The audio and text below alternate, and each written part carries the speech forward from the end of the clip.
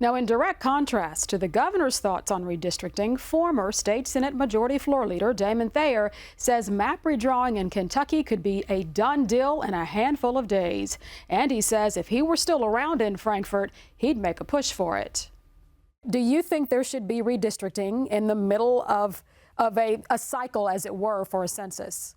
Yes, absolutely. And if I were still the Majority Floor Leader, I'd be pushing to redo the congressional map. And look, why? I love Morgan McGarvey. He's a good friend of mine. We talk all the time. But Newsom opened this can of worms. And I think if they're going to try to get Congress back through redistricting, so should we. And I will tell you right now, there is a map that exists that we considered but decided not to do that creates 6 Republican-leaning seats in Kentucky. And but you decided not to do it because why?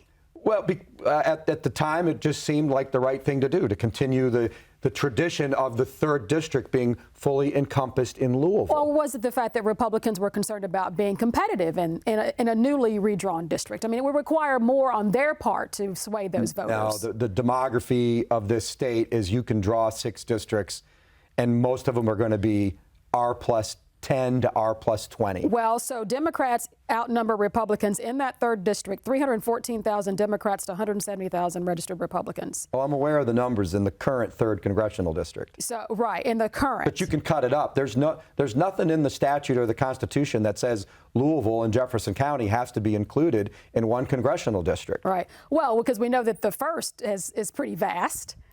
It is. Well, there's less population to be spread out. You know, all the districts have to be equal. And but don't you have to rob from some to give to others? It would be a completely new map, and you've seen some of them out there on the internet. But I know that there is a map that would withstand statutory and constitutional muster that would create 6 Republican districts in Kentucky.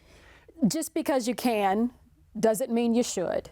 That I agree with that statement, but you should say the same thing to Gavin Newsom, who's just trying to run for president and, you know, do his tweets in all caps so he can get people's attention. And he's trying to show that he's standing up to Trump because he wants to be the next president of the United States, which is just a ghastly idea to me. So, normally I agree with you. Just because you can doesn't mean you should. But the stakes have been raised, and I think the future of this country is at stake.